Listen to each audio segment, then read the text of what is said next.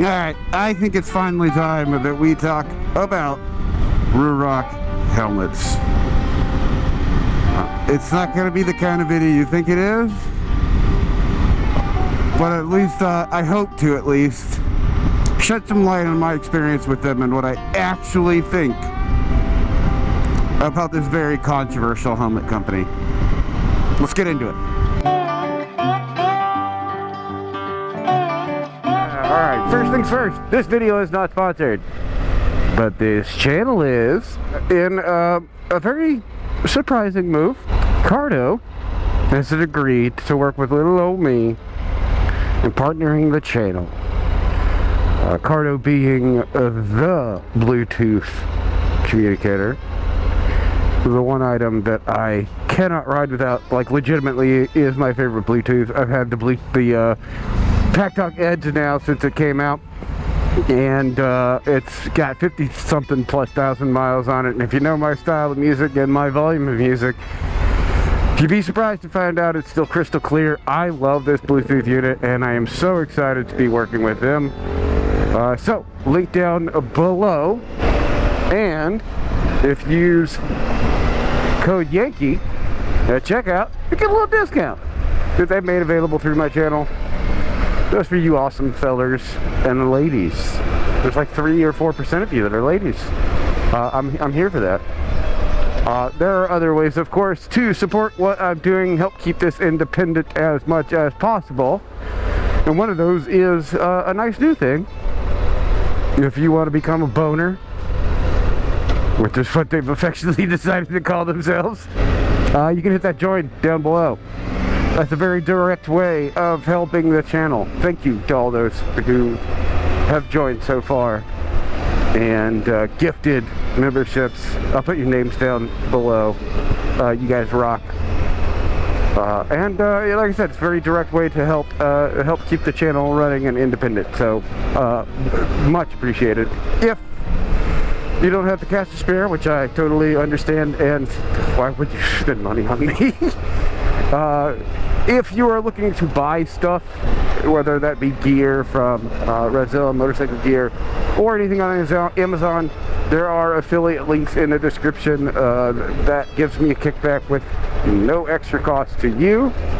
Good job. Again, much appreciated. Of course, all the usual shenanigans will help out. Like liking this video and subscribing to the channel, that is always appreciated. On to the main event. Gotta make sure my GoPro is running. Fun fact that's not so fun, my GoPro died at some point in this video.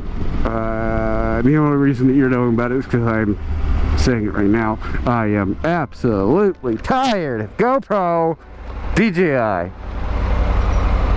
It's the 360. Help your boy out, man. I'm ready to be done with these GoPros, man. At any rate, for those of you who don't know, I for 4 years, a little over 4 years, by proxy was a sponsored rider for Ruroc helmets.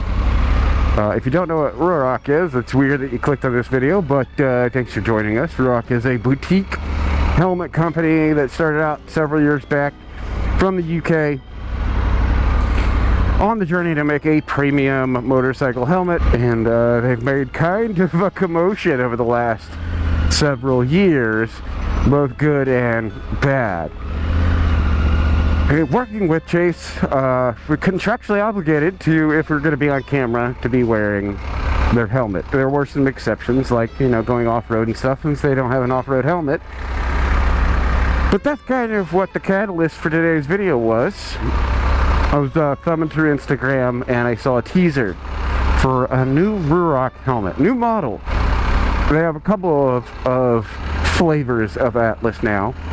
There's a non-carbon version for a more budget-friendly option, the carbon, and then the race. Those are all the Atlas 4.0 helmets.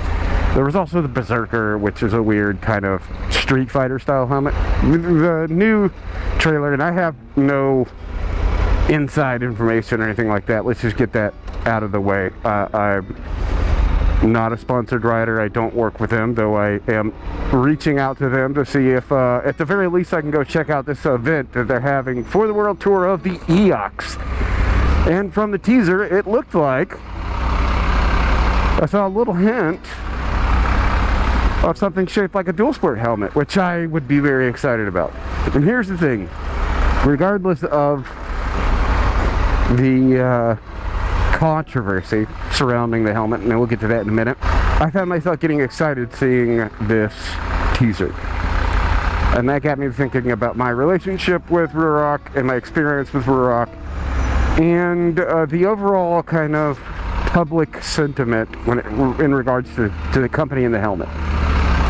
So we're going to tackle this in two kind of categories, right? There is Ruroc the helmet and Ruroc the company. So first, let's talk about Ruroc the helmet. Now, spend any time on the interwebs, and you will come across an endless supply of people loudly stating that it's a garbage helmet and it's a piece of crap and it falls apart and it's an unsafe helmet and they wouldn't trust it and blah blah blah blah blah. Well, first off, unless you are getting your information from a safety certification regulatory body like FIM, Sharp, Smell, DOT, ECE, then how do you know what you're reading or hearing is true, right? Some fucking numpty on the internet said it's unsafe, and now you believe them. For what? I'm going to tell you this. It's a safe helmet. I trust it. I ride in mine.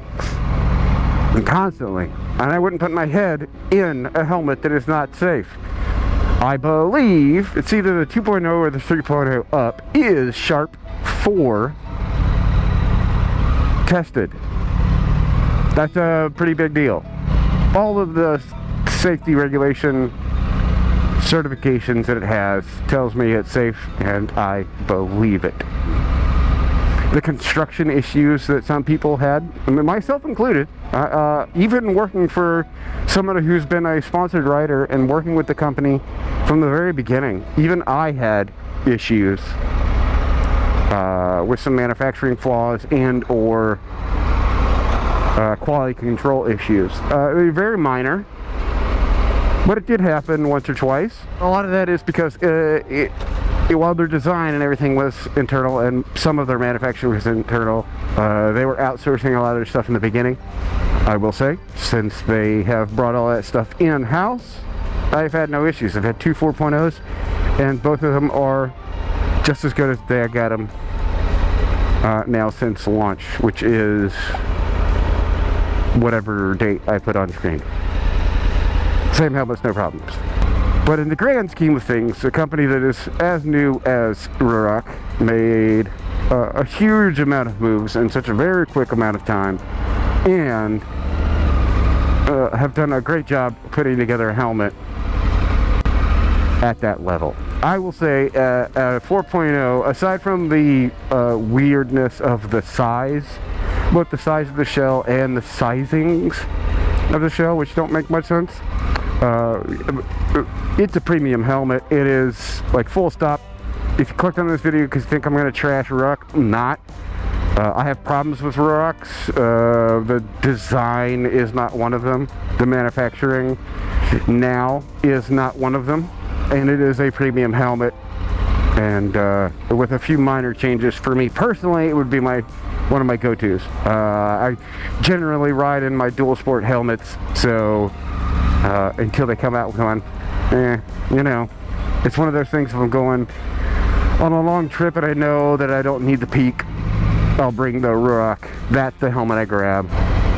So the helmet itself, all of the problems that I see people talking about, I kind of go like, okay, in the grand scheme of things, how many issues are we really having? And I used to know the number, but it's an infinitesimally small amount of issues they've had with manufacturing or shipping and stuff. At least with the 4.0s. The 3.0s was kind of a nightmare with shipping and stuff. But since they've moved everything in-house, that's what we're going to be talking about, right?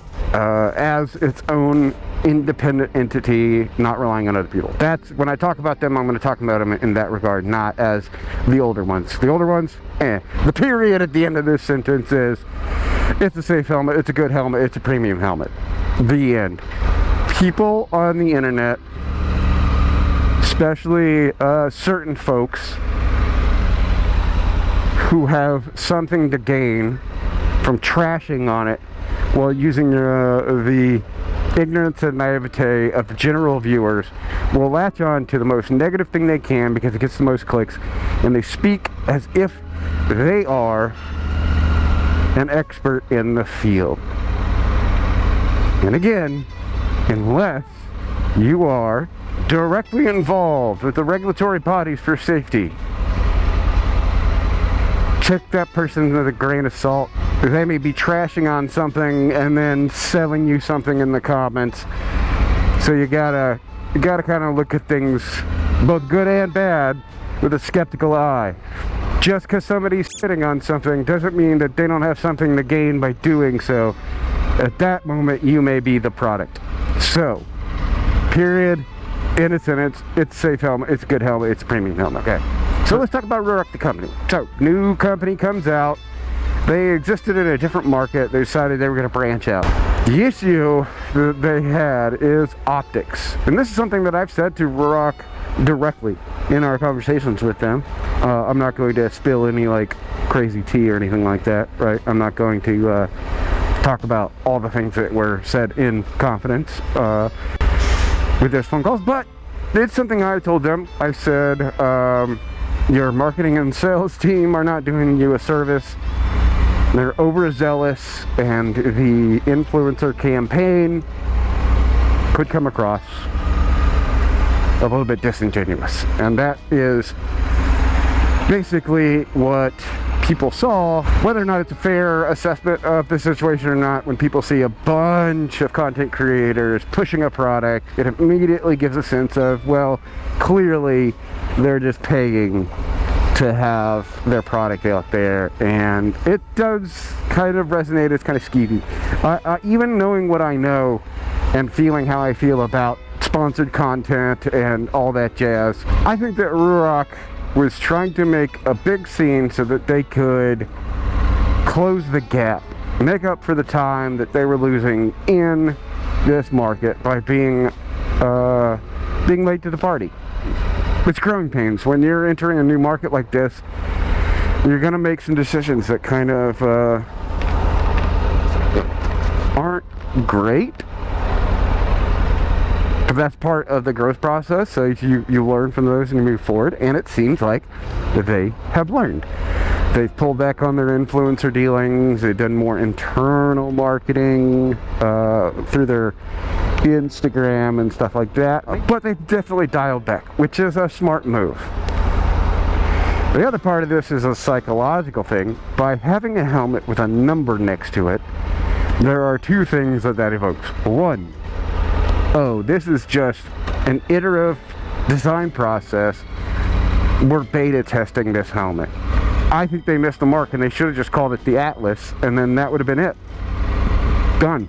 The other part of that psychological effect is that it also kind of creates a hesitancy to buy something, because maybe it's not iterative, maybe it's just like the iPhone of helmets, and they'll just have a new one every year, and they'll just push you to upgrade each year.